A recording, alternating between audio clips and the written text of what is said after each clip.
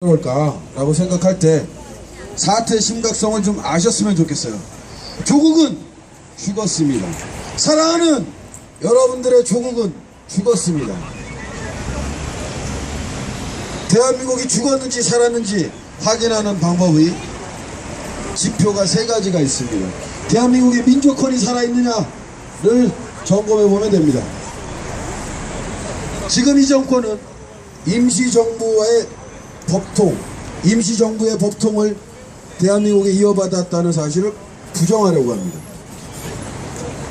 다카키 마사오의 딸이 독립군들을 토벌하던 백수십여 회에 걸쳐서 독립군들을 토벌하던 간도 특설대 일본군 장교 다카키 마사오의 딸이 다시 저 청와대에 앉아있다는 것은 대한민국의 민족권이 죽었다는 것입니다. 친일파의 딸이 대한민국 최고의 공영방송 이사장이 돼가지고 김구는 건국 공로자가 아니다 따위의 망발을 내뱉는다는 것은 대한민국의 민족권이 죽었다는 것을 뜻합니다. 과거 같으면 이노 같은 자들이 망발을 내뱉은 뒤에는 기가 막히게 어두운 골목에서 정의봉에 맞아서 죽어야 정상입니다. 맞습니다. 백범 김구의 암살범은 정의봉에 맞아 죽었습니다. 정의로운 시민의 정의봉에 맞아 죽었습니다. 그것이 법으로 재단할 수 없는 민족권이라고 하는 것입니다.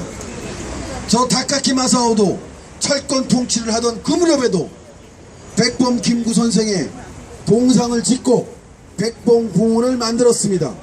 그런데 그로부터 다시 수십 년이 지난 뒤 그 피부치가 저 한줌 모래알 같은 권력을 쥐었다고 친일파의 후손들이 애국 소녀들을 능욕한다면 대한민국의 민족권은 죽은 것입니다.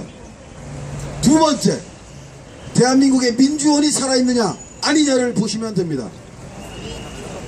이미 여러분들이 모두 아시는 노골적인 부정대선이 저질러졌습니다. 새누리 패당에 의해서.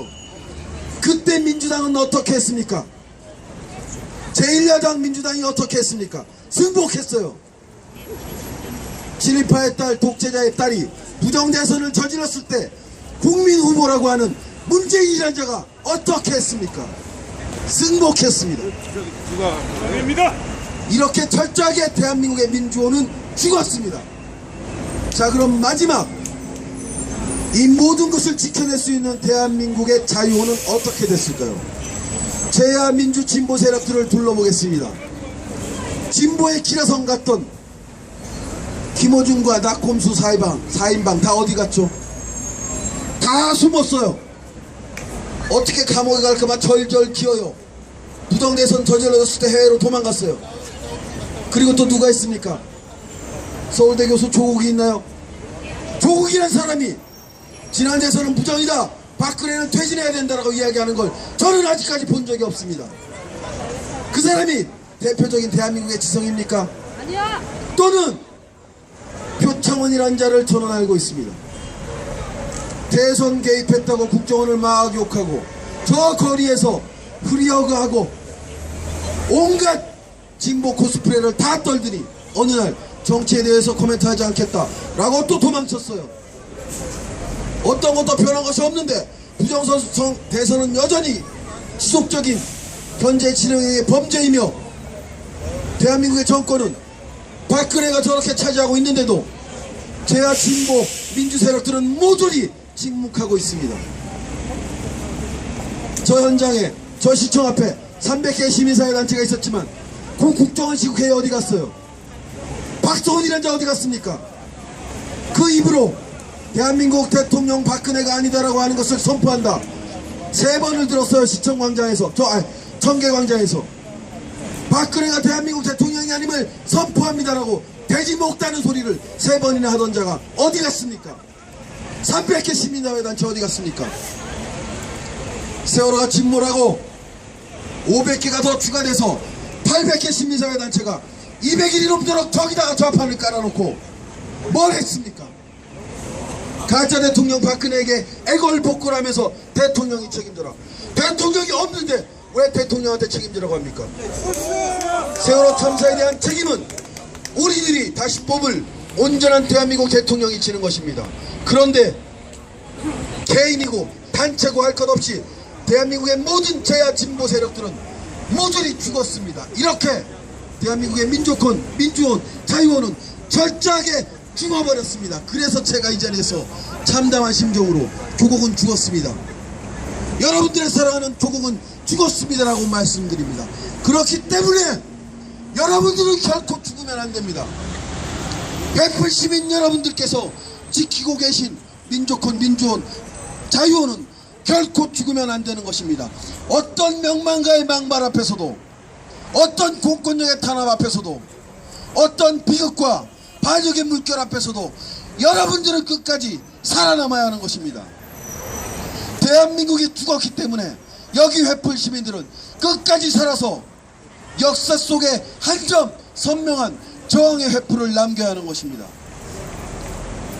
오늘 너무나 반갑게도 고등학교 1학년 학생이 이 자리에 동참했습니다. 지난주 저 광화문 집회에서 회풀 시민들의 집회를 보고 여기서 울려 퍼지는 님을 위한 행진곡을 들었고 동참하고 싶어서 이 자리에 나왔습니다. 대한민국의 중학생들, 고등학생들은 깨어나고 있습니다. 자신들의 친구들이 어떻게 죽어가는지 똑똑히 봤기 때문에, 어른들이 얼마나 바보같이 가짜 대통령에게 굴종하며 사는지 봤기 때문에 이 자리에 나오고 있습니다. 대한민국의 청년 학생들, 대학생들은 무엇을 하고 있습니까? 여러분들이 조국이 죽었다면, 여러분들의 사랑하는 조국이 죽었다면 우리가 어떻게 싸워야 하는지는 이미 우리 역사 속에 선명하게 남아 있습니다. 2년 지났으니까 이제 승복하자가 아니라 36년 식민지배 속에서도 끝내 굴하지 않고 싸우고 광복을 쟁취했던 우리들 선배의 길을 가면 되는 것입니다. 세월 좀 지났다고 부정한 정권에 고개 숙이고 가짜 대통령에게 고개 숙이고 한 발 한 발 물러서다가는 우리들의 미래는 결코 나오지 않습니다.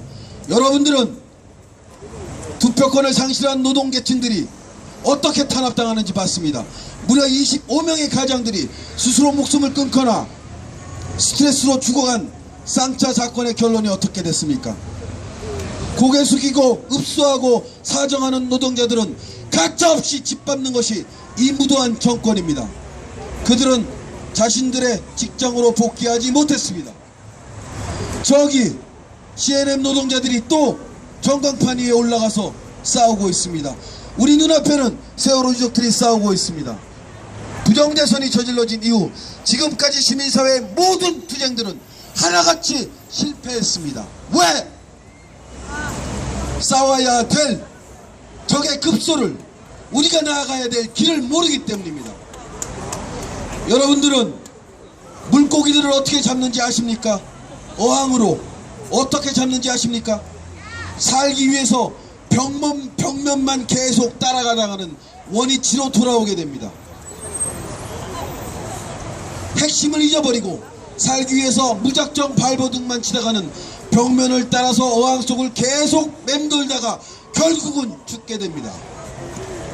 우리가 빠져나가야 될 출구, 부정대선 응징, 박근혜 퇴진이라는 하나의 목표를 똑똑하게 보고 직진해 나갈 때 탈출구가 열리는 것입니다. 투표권을 잃은 노동자에게는 결코 노동권이 보장되지 않습니다. 투표권을 침탈당하고도 침묵하는 노동자에게는 어떤 권리도 주어지지 않습니다. 누릴 자격조차 없습니다. 대한민국의 부모님들께서 죽어간 자기 아들, 딸들의 원혼을 달래려면 제일 먼저 투표권을, 선거권을 회복해야 합니다. 주민등록증이 있다고 모두 대한민국 국민들이 아닙니다. 온전하게 투표권을 행사하고 자신들의 대표자를 뽑아서 권력을 위임하고 그들이 온당하게 권력을 행사하지 않을 때는 또다시 응징할 수 있는 시민 유권자만이 대한민국의 떳떳한 국민이며 배달민족의 일원으로서 영광스러운 미래를 열어갈 수 있는 것입니다. 이 자리에 계신 시민 여러분께 간곡히 요청드립니다. 조국은 죽었습니다. 사랑하는 여러분들의 조국은 죽었습니다. 대한민국이 살아날 수 있는 유일한 길은 바로 여기 여러분들의 꺼지지 않는 투지 속에 있습니다. 힘차게 구호를 외쳐보겠습니다. 박근혜는 퇴진하라! 박근혜는 퇴진하라! 박근혜는 퇴진하라! 우리는 김구 안중근을 테러리스트라고 하는 권력을 거부합니다.